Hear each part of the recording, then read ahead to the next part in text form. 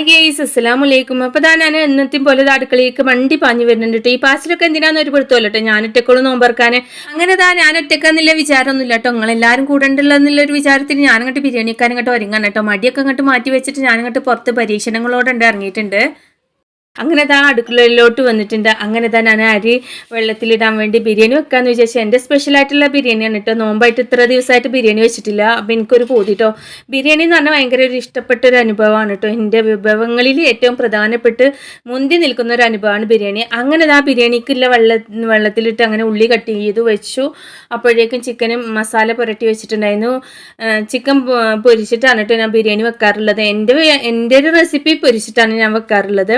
അങ്ങനെ അത് പൊരിച്ച് അത് റെസ്റ്റ് ചെയ്യുമ്പോഴേക്കും ഇപ്പുറത്തെ അടുപ്പിൽ നമുക്ക് വെള്ളം താളിച്ച് ഞാൻ ഒരു ഗ്ലാസ് അരിക്ക് 1.5 ഗ്ലാസ് വെള്ളമാണ് കേട്ടോ വറ്റിച്ചിട്ടാണ് വെക്കാറുള്ളത്.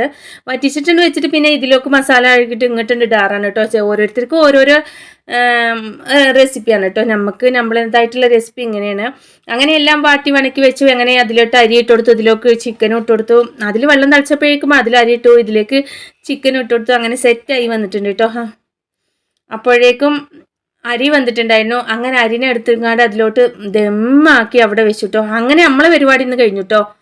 നമ്മളെ സ്പെഷ്യലായിട്ടുള്ള ഐറ്റംസിൻ്റെ പരിപാടി കഴിഞ്ഞു. അങ്ങനെ വന്നിട്ട് ഫ്രൂട്ട്സ് കട്ട് ചെയ്യണോ ചോദിച്ചിട്ടുണ്ടായിരുന്നു.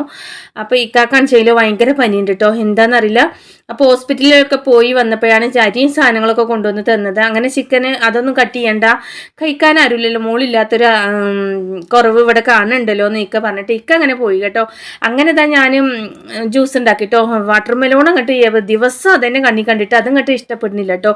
അതിനങ്ങോട്ട് കുത്തിച്ചയച്ചും എടുത്തുകൊണ്ട് കുറച്ച് പാൽ ഒഴിച്ചും കസകസി ഒഴിച്ചും അതിനെ അങ്ങോട്ട് ജ്യൂസാക്കി വെച്ചു. അങ്ങനെ പൈനാപ്പിളും കട്ട് ചെയ്തു. അപ്പോഴേക്കും ദമ്മ അങ്ങോട്ട് പൊട്ടിച്ചും ബിരിയാണി അങ്ങോട്ട് ഇളക്കി കേട്ടോ. അങ്ങനെ ബിരിയാണി ഇളക്കാൻ വന്നിട്ടുണ്ടായിരുന്നു. അങ്ങനെ ഇളക്കി അതിനെ സെറ്റാക്കി. ബിരിയാണീൻ്റെ മണം വല്ലാത്തൊരു അനുഭവമാണ് കേട്ടോ.